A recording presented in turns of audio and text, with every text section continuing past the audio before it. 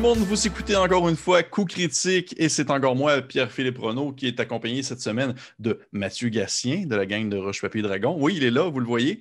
Et cette semaine, eh bien, c'est notre tout premier montée de niveau, qui est un concept que je voulais mettre de l'avant depuis un certain temps. En gros, j'explique.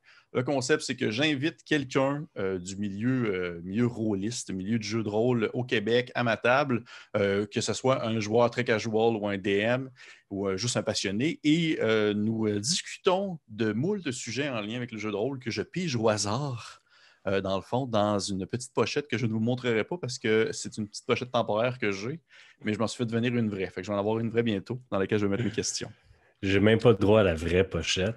Non, je suis désolé. Je pensais le recevoir d'ici le premier enregistrement, mais malheureusement, je ne l'ai pas. Sinon, Mathieu, ça va bien? Je suis extrêmement déçu, mais oui, ça va bien, merci. Parfait. On va aller de déception en déception pour cette rencontre. Avant de commencer, Roche Papier Dragon, 5e saison. On approche bientôt de la fin, je crois. Ouais, c'est notre saison la plus longue à date. Puis chaque saison, c'est toujours la saison la plus longue à date. Fait que là, c'est parce que ce qui arrive avec D&D, c'est que les joueurs font pas ce que tu penses que les joueurs vont faire. Ouais. Fait que quand tu dis, on va finir la saison pas mal à ce moment-là, puis là, t'es rendu à 17 épisodes, puis t'es comme, ah. Fait que, ouais, ça va bien. Je pense que les derniers épisodes sont vraiment dans les meilleurs qu'on a fait, là. C'est vraiment cool. Pour les avoir écoutés 2 fois chacun, je suis d'accord. Ouais, on se donne des tapes dans le dos. Ouais, exactement. Non, ils sont très bons pour donner, c'est vraiment bon. Parfait. Fait qu'on va commencer ça. Mathieu, le concept, je pose un sujet au hasard. J'en ai plein, j'en ai une trentaine. On élabore sur un des sujets aussi longtemps que tu veux. Quand tu es tanné, tu me dis, je passe. Puis on change de sujet. OK, fait qu'on fait plusieurs sujets. Oui, absolument. Okay, absolument. excellent. On en fait plusieurs. Là. Ça peut être, on peut en piger un. Il y a des sujets que ça va être une question bien simple. Ça va faire non ou oui, puis on passe. Fait que, t'es prêt? Oui. C'est stressant, hein? Moi-même, je suis comme stressé parce que... Ouais, parfait. Fait que je pige au hasard. Première question, Mathieu. Premier pigeage de montée de niveau ever avec mon premier invité. Et la question étant... OK, ton pire cauchemar en tant que DM? Oh my God, mon pire cauchemar en tant que DM, là, Oui. c'est même pas... Oui. Mais permets-tu, on va essayer d'y aller tout le temps dans un niveau où est-ce que c'est pas dans une game que tu enregistres pour Roche Papier Dragon? Oui, parce que mon pire cauchemar dans une game enregistrée, je fais juste arrêter l'enregistrement puis on recommence. Exactement. C'est arrivé une fois, je pense qu'on a fait ça. Oui.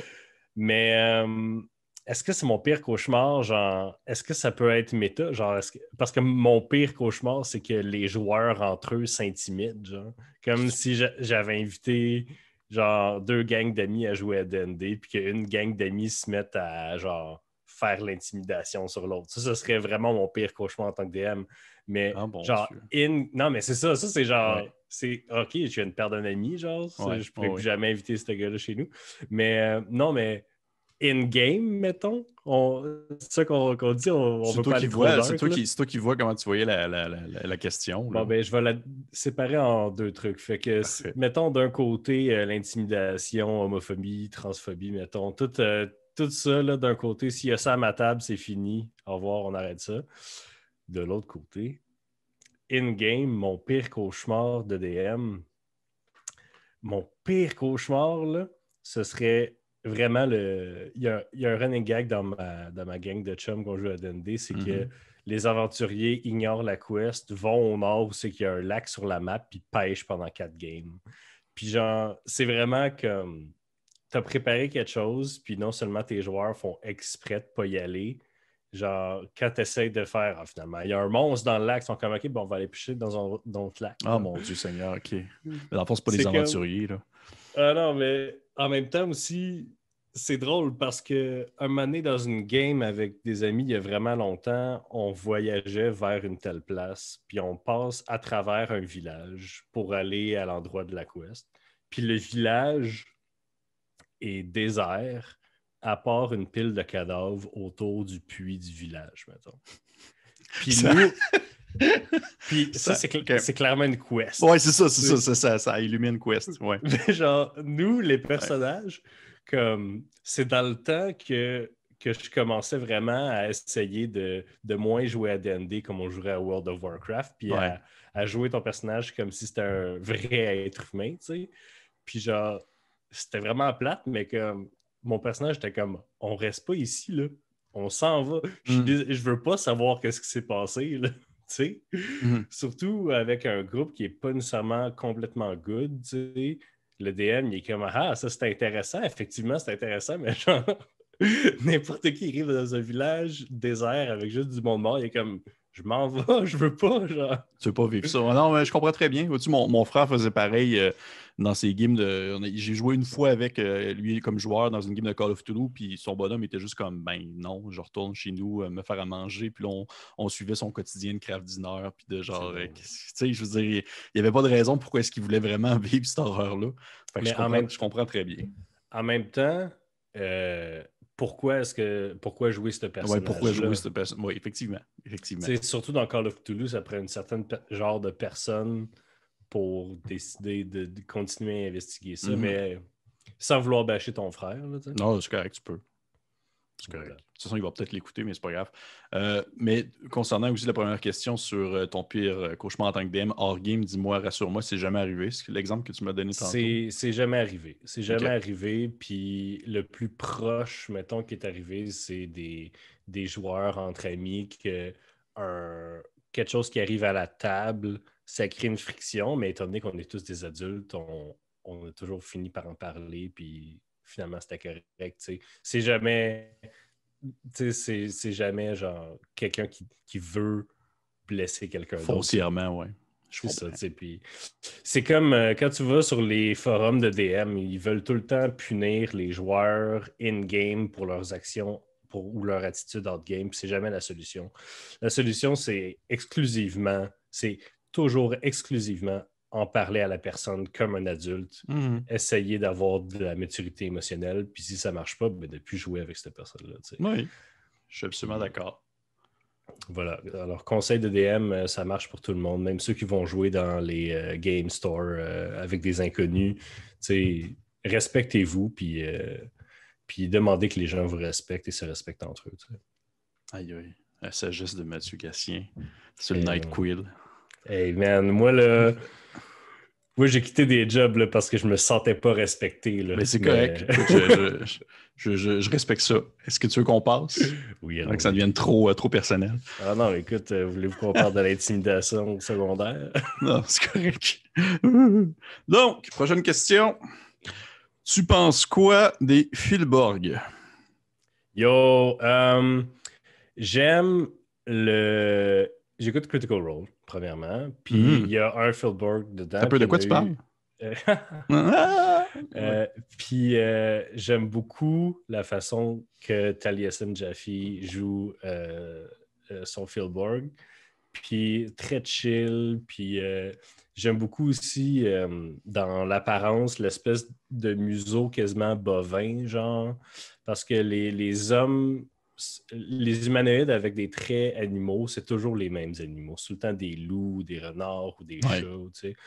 Fait que, des trucs fins, des trucs agiles. Des trucs sexy. Là, ouais, c'est ça l'affaire, là, on va se le dire. Là, la communauté de D&D et la communauté de Furry est pas très loin l'une de l'autre. Effectivement, mais on king shame pas s'il y en a. Non, c'est pas grave. Pour vrai, jamais. Juste plutôt avant de faire ma sieste que je te disais tantôt, j'ai regardé des memes de Furry qui sont self-aware. C'est très drôle. C'est très drôle. Mais non, je te jure, je sais pas pourquoi je suis tombé là-dessus sur Reddit. Là, c'était dans mon recommended. C'est très drôle. Bref. Non, c'est ça. Fait que j'aime les Furbolg qui sont capables de faire invisible s'ils restent immobiles assez longtemps. Je trouve ça bon. Tu avais déjà vu à quoi ça ressemblait dans l'édition précédente, dans 3.5? L'édition précédente, c'était 4.0. Je sais pas de quoi tu parles. Je sais pas de quoi tu parles. Mais est-ce que le prochain sujet, c'est est-ce que 4.0 était de la total crap? Je l'ai pas dans les questions. J'ai des affaires à dire sur la 4e édition. Mais je me rappelle pas, il ressemblait à quoi? C'était des grands géants. C'était comme des grands vikings roux. C'est ça, mais c'est des vrais Philborg, dans le fond, de légende. Je préfère ceux de 5e parce qu'ils sont quelque chose de nouveau. Si tu veux jouer un demi-géant, joue un Goliath. T'sais. Absolument. Je serais juste curieux de savoir le processus créatif qu'il y a eu derrière, de passer du grand bonhomme barbu à un homme vache. Mais je suis absolument d'accord avec toi. Je trouve leur design vraiment cool pour de vrai. J'aime beaucoup ça. Donc, prochaine question, Mathieu. Oui. On passe. Puis t'aimes ça? Hey, c'est... C'est le fun, hein? J'aime ça aussi. OK, prochaine question. Hop! Qu'est-ce qui te ferait arrêter de jouer à D&D? Oh, man! Je m'en allais dire l'Apocalypse, mais j'écoute j'écoute un podcast qui s'appelle WebDM, un podcast de D&D. Puis ils disent, à un moment donné dans un épisode, ils sont comme, quand ça va être la fin du monde, là, puis la TV n'existera plus, là, les DM, là, ça va être une denrée rare. Parce qu'on est une source inépuisable d'entertainment pour rien. Tout ce que ça coûte, c'est des chips de liqueur. Ouais. Okay? Fait que même l'Apocalypse pourrait pas m'empêcher de jouer à des jeux de rôle. C'est vrai. Jouer à D&D, mettons, à Donjons et Dragons, faudrait que ce soit vraiment genre... Je sais pas. Je sais pas qu'est-ce qui m'empêcherait de jouer à D&D précisément, parce que même si l'édition 6, c'est de la marde, je peux toujours jouer à l'édition 5 pour toujours. Tu sais? Mm-hmm. C'est ça. Non, OK. Puis si, admettons, justement, qu'on élargit la question plus large aux jeux de rôle en général. Aux jeux de rôle, non. Même l'Apocalypse ne m'empêcherait pas de jouer à des jeux de rôle. C'est à une moins grande fréquence, on s'entend, là, mais c'est parce que c'est tellement facile et gratuit comme façon d'avoir du plaisir, tu sais. Puis j'étais un gars créatif, puis j'ai toujours cherché dans ma vie des manières, des médiums d'exprimer ma créativité.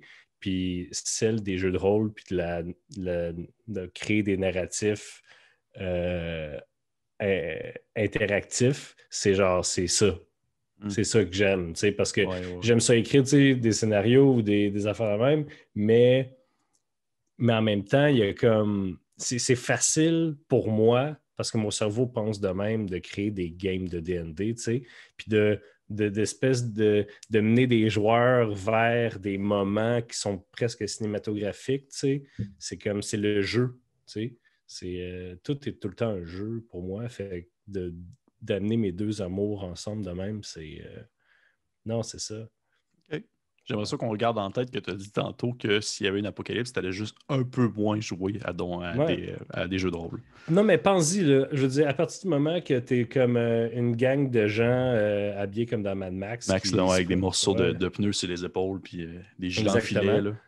Ouais. C'est ça. Genre, à partir du moment où c'est qu'on est la nuit, là, puis là, il faut qu'on arrête de bouger pendant 12 heures, sinon les maraudeurs vont venir nous tuer. Tu sais. Oui. Qu'est-ce que tu veux qu'on fasse? On se compte des histoires? Non, on va jouer une campagne. Non, on va peut-être même jouer plus. Ça se pourrait. Mais en fait, je veux dire, je pense que j'ai jamais autant joué à Donjons Dragons que maintenant en pandémie, pour de vrai. On est le plus proche de l'Apocalypse qu'on a jamais été. C'est exactement ça, on est le plus proche de l'Apocalypse qu'on a jamais été. Mon Dieu Seigneur. Faire des réflexions là-dessus. Parfait. Prochaine question, Mathieu. Hey. Je peux jouer au hasard. Et nous avons... J'espère... Il y a une question, j'espère pas pogner, par exemple. Ah ouais. OK. Ah, c'est intéressant, ça. Par exemple, si c'est une question, c'est dans mes questions, on va dire plus sérieuses.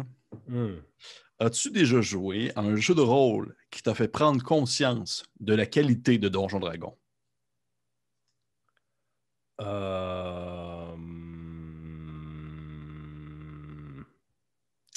Ça, c'est de la qualité.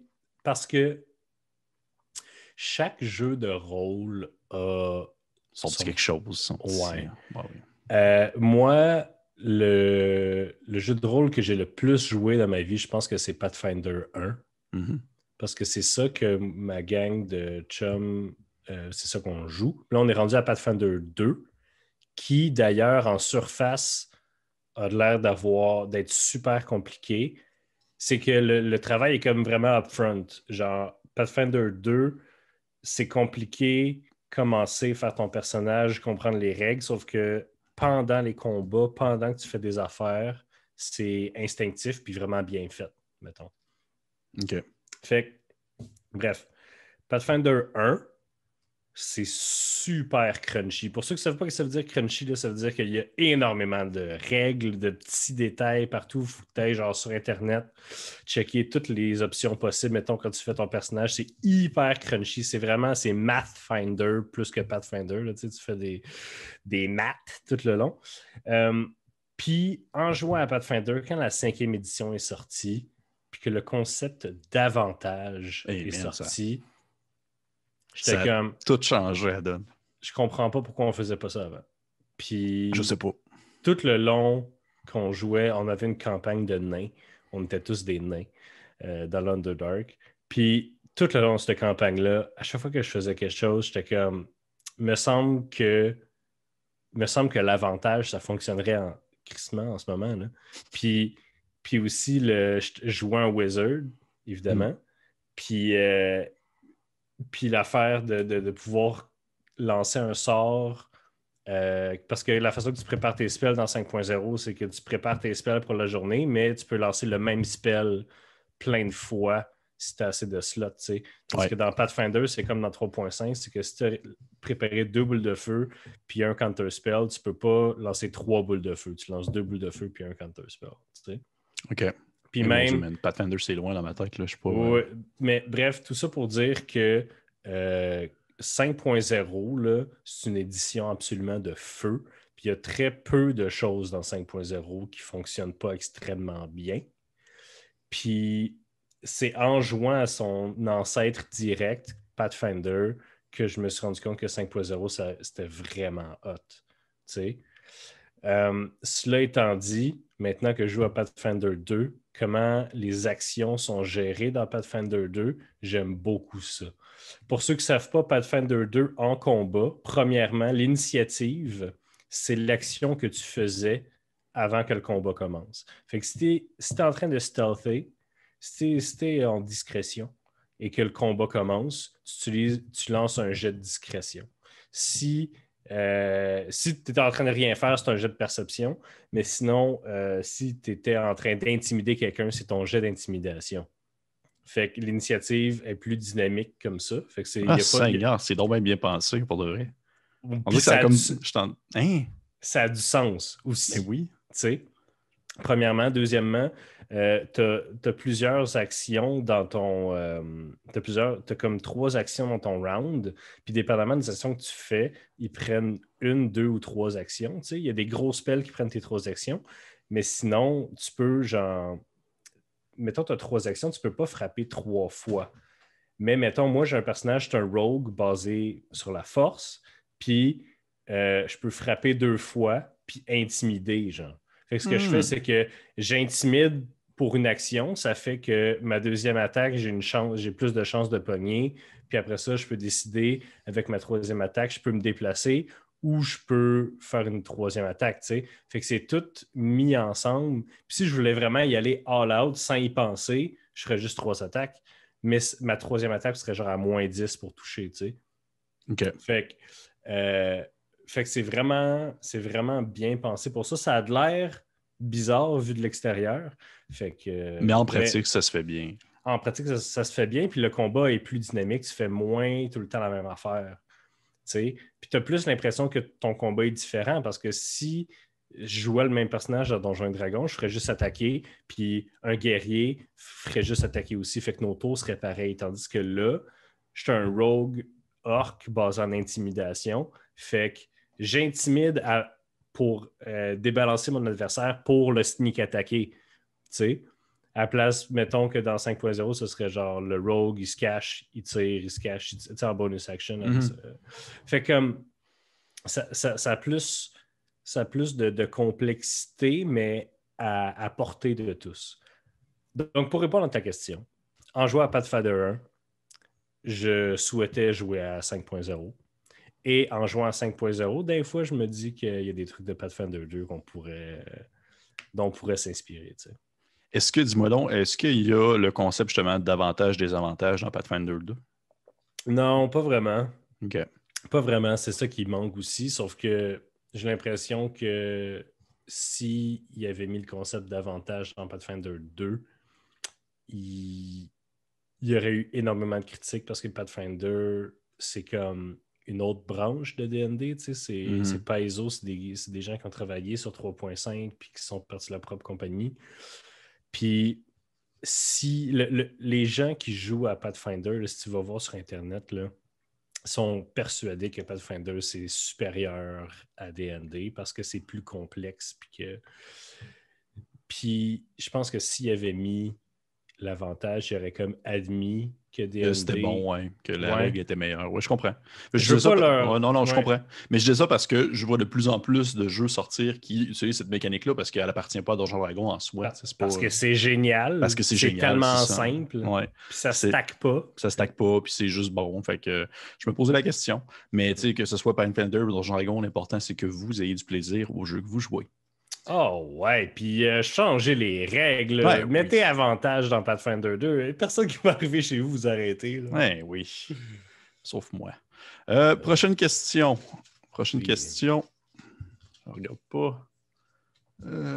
Celle-là a l'air fun. OK. Oh, boy.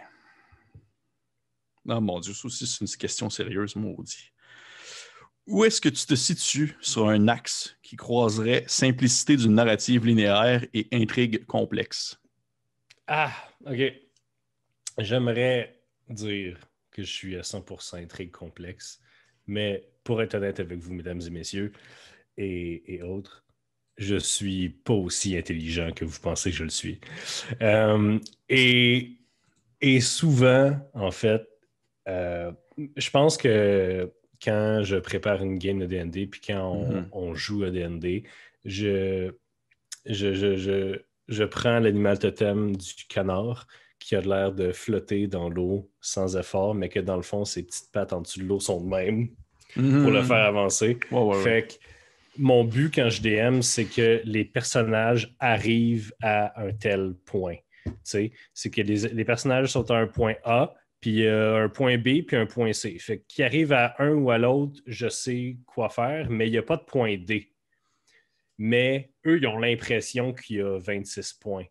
Ouais, donner la magie, l'illusion du... Ouais. Oh, quand ils arrivent au point Y, c'est en fait le point C. T'sais.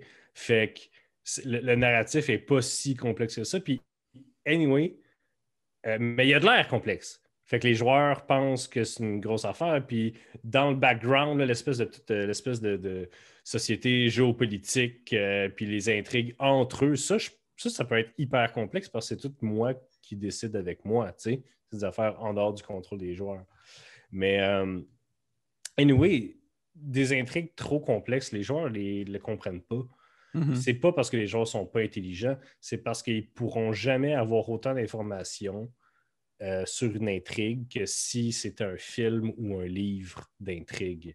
Parce que dans un livre ou un film d'intrigue, c'est toi, en tant que réalisateur ou auteur, qui guide le regard du spectateur. Ouais. Fait que tu regardes, mettons, dans Knives Out, là, dernier film de mystère là, qui est sorti.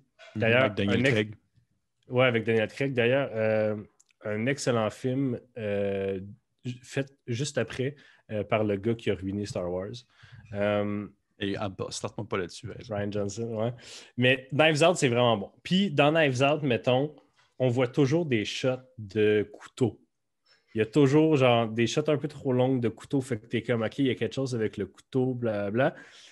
Puis genre, tu peux pas faire ça avec D&D. Parce que parce que quand tu fais un film puis que tu fais un insert de couteau, les personnages savent pas que tu as fait un insert de couteau. C'est juste le spectateur. Puis quand tu fais un insert de couteau dans D&D, tes joueurs font « OK, ben je vais prendre le couteau. Je check le couteau. » Parce que tu as dit « Ah, puis il y a un couteau sur la table. » Ils sont comme « Je vais prendre le couteau, je le check. » Tu sais? Fait que c'est impossible de créer le même genre de narratif. Fait que ce qu'il faut que tu fasses, c'est que tu laisses 1 million d'indices. Puis quand il en trouve un, mettons là, que tu as prévu 20 indices dans la maison qu'ils sont en train d'explorer. Quand il en trouve un, dans ta tête, tu es comme, il faut que j'en enlève 3 autres. Puis au fur et à mesure qu'ils les trouvent, les autres indices disparaissent. Parce que, puis à la fin, ils sont comme, avec juste 5 indices, on a réussi à trouver c'était qui le meurtrier. Mais dans le fond, il y en avait 20, puis t'es enlevé au fur et à mesure parce que tu sais pas à quel point ils iront pas où tu penses qu'ils vont aller, dans l'ordre que tu penses qu'ils vont aller. Fait que tout ce que tu peux donner, c'est comme dans un jeu vidéo, des pages de journal, tu sais, puis des affaires de même. Fait que il faut. Fait que c'est vrai, tu le sais, là, avec la vidéo de Weizen qu'on a faite, là, c'est vraiment dur. Puis à la fin, on avait un peu, avec beaucoup d'indices. Là, un moment donné, tu nous as littéralement donné genre une page de journal là, avec la Corriveau, là, spoiler. Mais. Oui, continue. Mais tu sais. Gâcher mon animation. C'était un super bon. C'était une super bonne intrigue. Mais. Puis on est des joueurs intelligents, là. Mais on n'a pas relié les points parce qu'on était tellement loin dans notre tête. Là, on était dans un monde de fées puis tout. Oui, parce qu'au final, je veux dire, c'est comme si, tu sais, il veut pas. Genre, je rapporte tout le temps ça à un niveau de film. Là. Je veux dire, le film, là, de votre point de vue, il ne filme pas comme une zone précise. Là. Il n'y a pas comme une espèce de zoom-in sur la page de la Corriveau. Là. Non, non, de votre point de vue, vous zoomez absolument tout ce qu'il y a dans le village là, du NPC le moins important, genre à la page de la feuille de Corriveau. Parce qu'on veut bien faire, on veut rien manquer. Ben oui. Puis en même temps, on a du fun en le faisant. T'sais.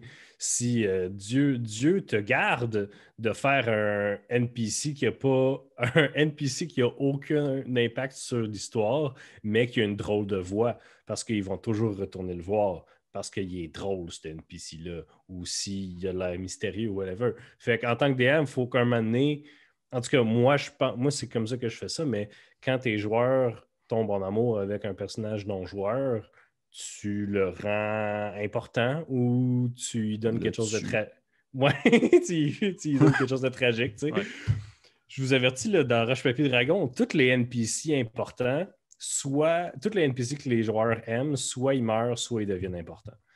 Parce que il faut travailler avec ce qu'on a, tu sais. Puis c'est peut-être pas la meilleure façon de jouer, mais c'est de même que je sais jouer, fait que. On s'en reparlera dans 5 ans. Oui, mais juste par curiosité, parce que c'est même pas une de mes questions, mais c'est parce que ça me fait penser à ça. T'en as-tu un NPC dans Roche-Papier Dragon que toi, Mathieu Gatien, en tant que DM, t'appréciais pas tant, mais que les joueurs ont tellement aimé que t'as fait genre, bon, tabarnouche, je vais le laisser. Mais que genre, le NPC à la base, c'était juste comme Monsieur Plic-Plouc dans son magasin. Là. Dans Roche-Papier Dragon, non. Okay. Parce que je suis absolument obsessif sur mes personnages. Non-joueurs. Puis quand je construis une ville, mettons une région ou whatever, c'est chaque personnage qu'ils vont rencontrer est un personnage auquel j'ai pensé beaucoup plus que genre les quests. Je suis vraiment un maniaque. Je suis un maniaque de personnages. Okay. J'aime beaucoup faire des personnages. Je suis déçu en fait quand ils vont juste voir un personnage une fois. Comme il y avait un bonhomme à Marche-Terre qui s'appelle X, qui manque un œil, puis qui a un gros nez, puis il tient de même. Puis je trouvais ça très drôle de jouer, puis ils ne sont jamais retournés le voir.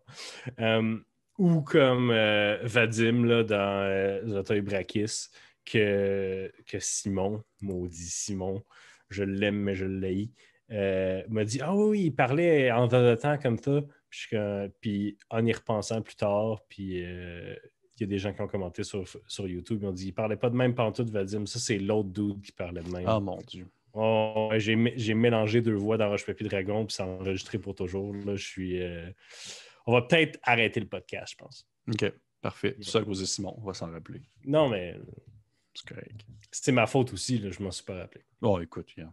Moi, c'est une de mes faiblesses, là, me refaire tout le temps les mêmes voix. Je passe par 4 accents différents quand je fais un personnage. Donc, on va y aller avec une autre question. Celle-ci. OK. OK. Ça serait quoi ton premier réflexe si quelqu'un se partait un podcast de jeu de rôle sous le nom de Dragon Papier Ciseaux? Il y a un compte Instagram qui s'appelle genre Roche Dragon Papier. Arrête, toi. Ou quelque chose de même. Mais ils font des accessoires. Ils font des accessoires de jeux de rôle. C'est pas un podcast. Mais si un podcast qui s'appelle Roche, Dragon, papier, ciseaux. Roche, dragon, papier, ciseaux, whatever. Ils réussiront pas, je pense. Puis s'ils réussissent plus que nous, je vais leur envoyer un message genre comment vous avez fait parce que votre nom il est vraiment moins hot que le nôtre. Mais genre, je sais pas qu'est-ce que vous avez fait.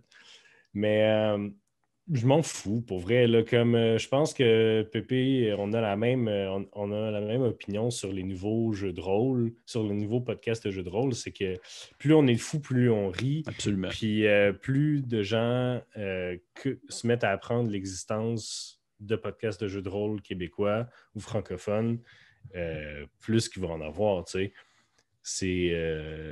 C'est ça. En fait, j'accueille à bras ouverts. D'ailleurs, s'il y a des gens qui veulent se partir des podcasts de Donjons et Dragons ou de jeux de rôle et qui ne savent pas par où commencer, de un, achetez-vous un micro puis faites-le. C'est tout. Mais sinon, si vous voulez des conseils, là, vous pouvez toujours venir me voir ou venir voir Pépé si vous voulez. Là, je te propose. OK. Mais vous pouvez toujours m'envoyer. Ouais, c'est pas vrai. Faut venir me voir. Vous pouvez toujours m'envoyer un message pour dire Hey, comment je fais? Tu sais, avec mon syndrome du sauveur, là, je vais adorer ça. C'est parfait. Tu as le syndrome du sauveur. Moi, j'ai le syndrome de l'imposteur. Fait qu'ils vont me poser des questions et je vais me sentir mal de leur répondre. C'est pas mutuellement exclusif, mon ami. Effectivement. Prochaine question. Et voilà. J'aurais dû me prendre de la bière. On est vraiment relax. Oui, ben c'est ça le but aussi. On va prendre une petite question. Le pire red flag que tu as vu apparaître au cours d'une partie en tant que joueur? Le pire red flag, genre dans l'histoire ou entre les joueurs. Hey, je suis vraiment désolé. J'ai toujours joué avec des amis. Tant mieux pour de vrai, tant mieux. La seule fois qui ressemble à ça, c'est pas en tant que joueur, c'est en tant que DM. J'ai un de mes amis qui jouait pas souvent à D&D qui est arrivé à la table avec un 6-pack de bière et ne l'a pas partagé. Donc, il a bu 6 bières pendant la game, puis à la fin, il était un peu pompette, puis ça ruinait un peu la game. C'est vraiment pas le pire red flag que je pouvais entendre, mais c'est vraiment pas. C'est ça mais que je comprends très bien. Je comprends très bien ce que tu veux dire. Tu sais, je veux dire, quand tu arrives avec un 6-pack d'une game de D&D, t'en donnes un à tout le monde. Ouais. Mais c'est drôle, ça me fait penser, c'est drôle parce que, vois-tu, moi, j'ai eu tout le temps, j'ai des amis de longue date avec qui je joue, puis au courant des années, mais il y a tout le temps eu une espèce de... Ça s'est comme créé tranquillement l'espèce de différence de à quel point est-ce qu'on prenait ça au sérieux, exemple le jeu de rôle. On continue à jouer ensemble, mais là, c'est arrivé, il y a le clash de genre les gars finissaient à être complètement wasted, puis moi j'avais comme ben trop préparé une game pour une intrigue qu'au final ils s'en foutaient, là, c'était pas important. Comme dans n'importe quelle relation interpersonnelle, la communication est très importante. Je sais pas. Mais c'est ça, mais live and learn, hein. Tu sais, pour vrai, là, je m'ennuie un peu en tant que maintenant personne que tout son entourage est super D&D, là, tu sais. Comme, je m'ennuie un peu de Beer and Pretzels, là, dans le sens qu'on fait une game vraiment niaiseuse, puis si on meurt, ben, c'est comme... T'en as pas? Zéro pin bar. Toutes tes games, c'est genre le truc le plus complexe, là, le plus simple. J'aimerais... mon DM à moi, Maxime Moulin, s'il nous écoute. Salut, Max. Écoute, il va pas avec le dos de la cuillère morte, là. Je veux dire, c'est des intrigues, là, soit extrêmement complexes politiques, soit cosmiques, là, tu sais. Fait que... Puis, anyway, on est toute une gang de try-hard, là. On veut tout, tu sais... Puis en fait, on est tellement try-hard que quand on prend des décisions qui ne sont pas optimales pour le jeu, c'est conscient qu'ils ne sont pas faites optimalement parce qu'on veut pour le roleplay, genre, que notre personnage fasse des erreurs. C'est ça que mon personnage ferait. Genre. Je m'excuse, ma gang de joueurs de D&D sont trop hot. C'est correct. C'est correct. Pas de mauvaise histoire. C'est parfait. Mon Dieu. Et bon, Mathieu, ça gagne trop hot. Parfait. Fait qu'on puisse jouer à ça. Vincent, salut. Salut les gars. Je ne sais pas s'ils écoutent, ils vont écouter, j'en ai aucune idée. Prochaine question. À partir de quand trop de sous-classes, c'est trop de sous-classes? 3.5. OK. La 5, on n'est pas encore rendu là? On est proche en maudit, par exemple. Pour ceux qui étaient pas dans l'époque de 3.5, là, ils sortaient un nouveau livre, j'ai l'impression, à chaque 3 mois peut-être, là, puis il y avait des nouvelles sous-classes dedans tout le temps. Puis en fait, non, dans 3.5, c'est des classes de prestige. Oui, c'est des classes de prestige. C'était des classes de prestige, puis c'était encore pire des classes de prestige parce que fallait que tu sois niveau 6 minimum. C'était ton 6e niveau que tu pouvais mettre dans une classe de prestige, puis même des fois plus. Ça n'a pas Puis de bon l'affaire sens. avec DND, ça a toujours été qu'ils ne supportaient pas autant les niveaux au-dessus de 10 comme ils supportent les niveaux en dessous de 10. Fait que tu commençais des games niveau 5 ou 6 pour que ton personnage, parce que tout le monde voulait jouer une classe de prestige. Fait que là, ça faisait que tout le monde avait un personnage qui était déjà évolué, qui avait déjà vécu des affaires, qui était déjà fort. En Puis, plus de. il En y en plus avait d'avoir. tellement, il y en avait tellement, ça devenait pointu, là, genre l'adepte des petits couteaux, là, puis là, t'étais juste bon avec des petits couteaux, puis... Dude, le halfling adepte des petits couteaux, je me rappelle de cette build-là. Mais oui, effectivement. Puis il y avait des.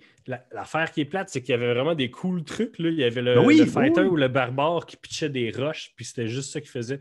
Mais c'est parce que quand tu te concentres trop, ça brise le jeu. C'est sûr que ça va briser le jeu d'une manière ou d'une autre. T'sais. Puis des fois, les classes de prestige étaient juste trop fortes, comme le Planar Druid. C'était un druide genre qui prenait les énergies de tous les plans alimentaires, qui était juste trop fort. T'sais.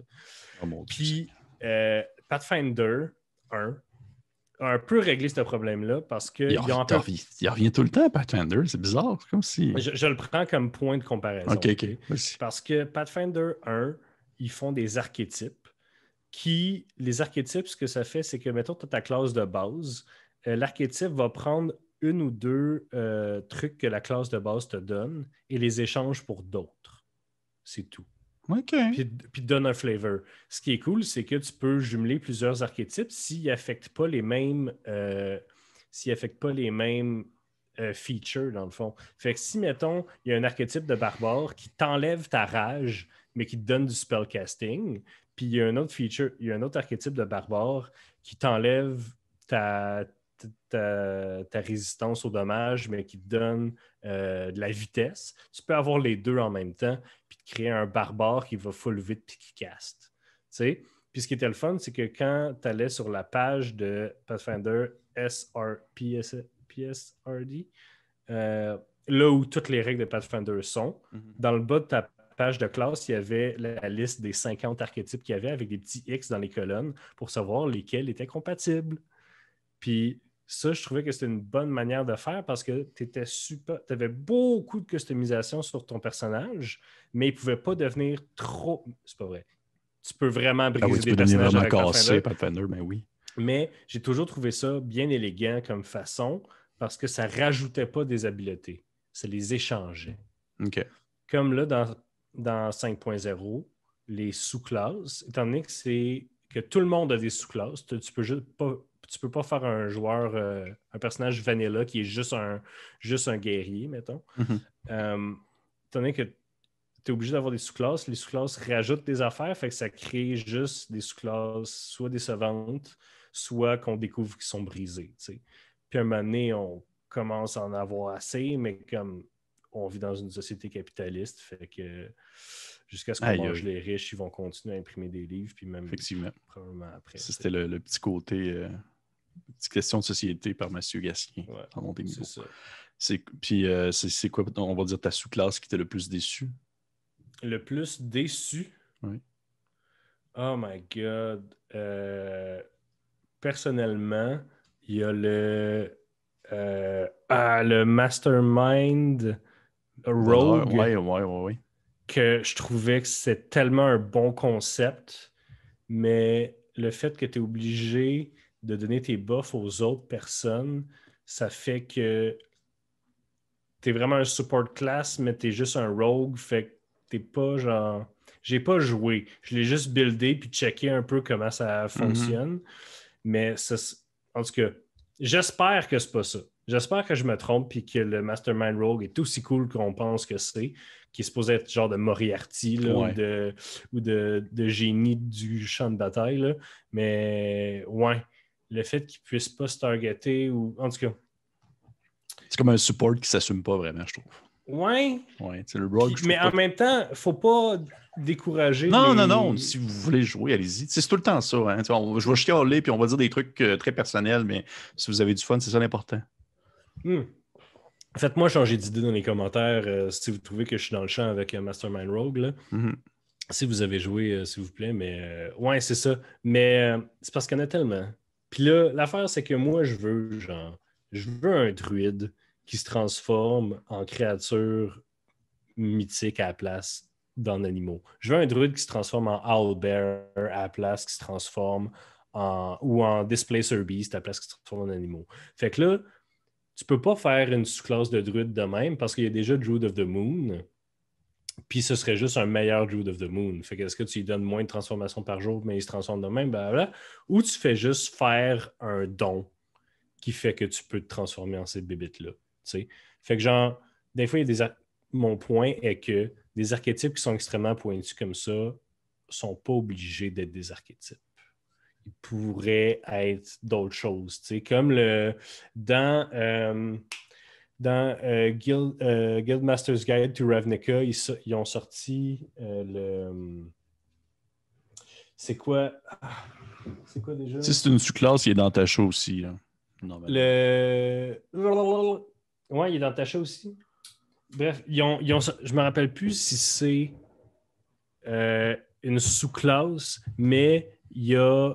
Je pense que c'est une sous-classe ou un don qui fait la même affaire qu'un item, qui est le Misium Apparatus, qui donne un aspect chaotique à tes spells, mettons. Fait que je pense que pour remédier à trop de sous-classes, Wizard of the Coast devrait peut-être regarder à étendre la provenance de ces pouvoirs-là. Okay.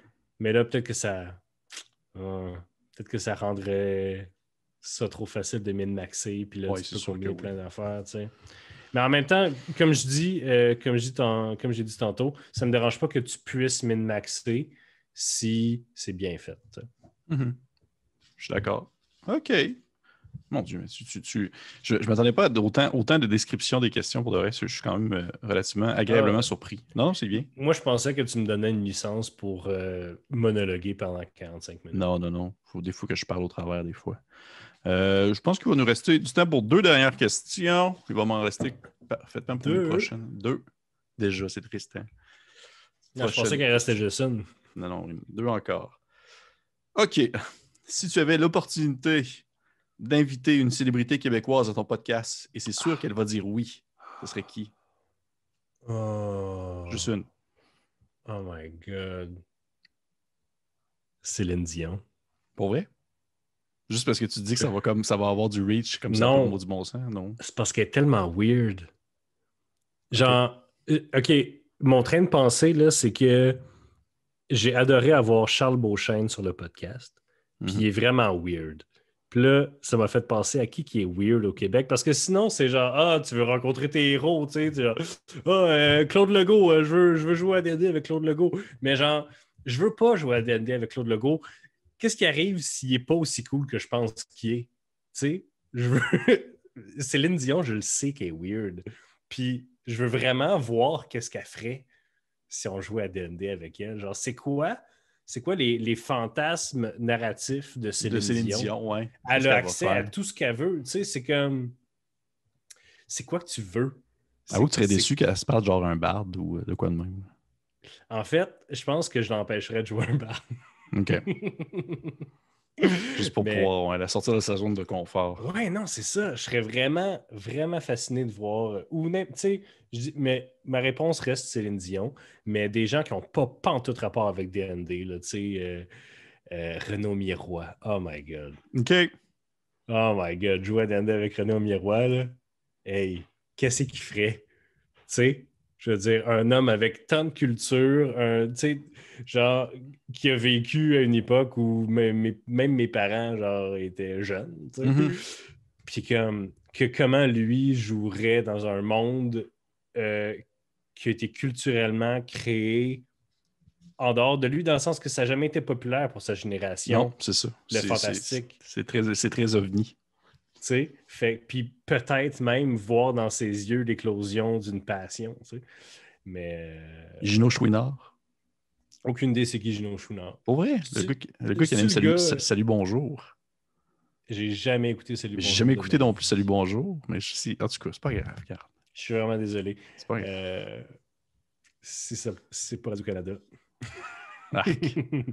Parfait. Bon, on va y aller avec ma dernière question. All right. Je vais y aller au hasard. Il va me rester plein d'autres questions pour la prochaine fois. La morale de l'histoire, c'est que si vous voulez jouer à D&D avec moi, soyez une personne intéressante ou weird, puis ça va bien aller. Okay. Donc, cantrip le plus inutile et pourquoi est-ce que c'est True Strike? Parce que tu passes 2 tours pour te donner avantage, tandis que si tu frappais 2 fois en 2 tours, ton plafond est plus haut, ton plafond de dommages est plus haut, mais ton minimum est le même. Est-ce que c'est vraiment True Strike? Tu aurais pu dire autre chose. Là. Ça, c'était ma réponse par défaut. Je suis tellement déçu de True Strike parce que j'ai toujours eu le concept de personnage d'un Wizard Sniper, qui est un wizard, parce que dans un livre de Pathfinder, je pense, il y a une image. Je vais te l'envoyer, là, tu la mettras à l'écran, l'image. Là. Okay. C'est une wizard avec un gun qui est clairement magique, puis qui sert genre comme une baguette à canaliser son sort, genre. J'étais comme le personnage d'un wizard qui snipe ses sorts avec un gun de vraiment loin, genre. Ça, c'est vraiment hot. Puis j'étais comme, OK, est-ce qu'elle pourrait, genre, ou le personnage pourrait faire true... Est-ce que, à place de pitcher mes sorts, je pourrais juste utiliser le gars, là, un genre de gunslinger. Est-ce qu'elle pourrait se faire True Strike pour augmenter, genre, ses capacités martiales puis tout? Mais True Strike, dans toutes les éditions de Donjons et Dragons, c'est de la dompe. C'est de la grosse dompe. Puis, à part, même dans 3.5, ça te donnait plus 20 au toucher. Tu sais, c'était meilleur qu'avantage. Ça te donnait plus 20 au toucher le prochain tour. Mais c'est genre, attaque 2 fois à la place. Okay. Mais, ouais, fait que non seulement c'est True Strike, mais ça me déçoit que ce soit True Strike. Ça aurait tellement pu être un meilleur sort. Tu sais. Ça aurait pu être une action bonus. Comme Sanctuaire, c'est-tu un cantrip? Non, c'est niveau 1. Non, je suis bien plus fort. Il me semble que c'est niveau 1. Je crois. C'est niveau 1, c'est niveau 1. J'ai rien dit, tout le monde, j'ai rien dit. Mais tu n'avais pas... voyons, parce que là, tu me parlais de l'exemple de ton sniper. Il n'y a pas comme le don sharpshooter. Ça ne te permet pas de faire ça pour les spells de range? J'aimerais que l'audience sache que ce fantasme de personnage-là existe depuis à peu près 10 ans. Puis que j'ai pas été joueur. J'ai été joueur dans une game. Star Wars. Une fois. Non, mais dans Star Wars, cool, thanks. J'ai été joueur dans les parties de Donjons et Dragons une fois à chaque 3 ans depuis. Non, mon Dieu. Fait que la quantité de personnages que je peux jouer est assez limitée, fait qu'il faut que je choisisse bien. Puis s'il y a un concept de personnage que je veux jouer, mais qui est un peu janky, je sais pas si ça va marcher. Je suis pas le genre de joueur qui abandonne son personnage en plein milieu de la campagne pour en jouer un autre. Tu sais. OK. Fait que, ouais, c'est plate. C'est moi qui DM tout le temps. Ouais, on comprend ça, le Forever DM. Ouais. OK, Mathieu. C'est ta job, tu peux faire ça. ouais, c'est ça, d'écrire des histoires. OK, Mathieu, avant de terminer ça, j'ai une question pour toi qui n'est pas dans ma liste de questions. Ma question étant la suivante. Admettons on starte une game de Donjons & Dragons là, maintenant. Ouais. Tout est choisi au hasard, vraiment. C'est comme du gros bac à sable, tout ça. Tu pars quoi? Ben là, si tout est choisi au hasard, mon personnage aussi est choisi au hasard. Non, pas les personnages. Tu peux choisir ce que tu joues. OK. Live, là, maintenant, là, je joue une énorme barbare qui parle très doucement. Je vole complètement le concept de mon ami Morgandy qui a une barbare qui parle de façon non violente. Ce qui veut dire, lorsque tu... Tu sais, mettons qu'elle s'appelle Gragnar, là. Elle dit, lorsque Pierre-Philippe dit ça, Gragnar se sent très mal. Gragnar aimerait ça que Pierre-Philippe arrête de parler comme ça parce que sinon, Gragnar va devenir fâché puis va peut-être tuer tout le monde ici. Oh mon Dieu Seigneur. C'est un concept de personnage-là, ben, honte, j'ai tellement le goût de le voler puis de le jouer. OK, voilà. Parfait. Merci beaucoup, Mathieu. C'était très apprécié. Merci. Hey, Mathieu, on a terminé le premier montée de niveau. Comment tu as trouvé ça? C'était vraiment le fun. C'était vraiment le fun. Puis le sentiment d'imposteur est real parce que je suis comme, pourquoi les gens m'écouteraient parler pendant 45 minutes? Mais moi, je m'écoute parler pendant 45 minutes. Fait que ça doit pas être si pire que ça. Non, c'est ça. Puis le but, c'est que ça soit juste. C'est très casual. Là. J'ai peut-être pogné beaucoup de questions sérieuses, mais le but, c'est aussi qu'on fasse juste discuter de Donjons Dragons puis papoter. Puis je sais qu'il y a du monde qui vont nous écouter en faisant la vaisselle ou en conduisant leur auto, puis ça va être bien, bien chill. Il n'y a pas de stress avec ça. J'espère que vous avez apprécié ça. Oui, c'est ça qu'on sert. On est là pour entertainer. J'espère que vous avez apprécié ça, les personnes qui ont écouté ça. C'était mon premier montée de niveau où est-ce que je passe en entrevue avec des questions au hasard et des échanges, dans le fond, des personnes du milieu québécois, rôliste, ou peut-être même français. J'ai peut-être des contacts. Je vais peut-être avoir quelqu'un d'autre qui va venir me jaser ça bientôt. Bref, j'espère que vous avez apprécié ça. Merci encore une fois, Mathieu Gatien, d'être venu faire un tour. Hey, ça fait plaisir. N'oubliez pas de cliquer sur j'aime et de vous abonner à la chaîne de Coup Critique. Oui, puis n'oubliez pas aussi d'aller cliquer sur j'aime et de vous abonner à Roche Papier Dragon également. C'est un travail d'équipe. Cool. Hey, on se dit maintenant à la prochaine et je vous souhaite une belle fin de journée. Au revoir. Merci.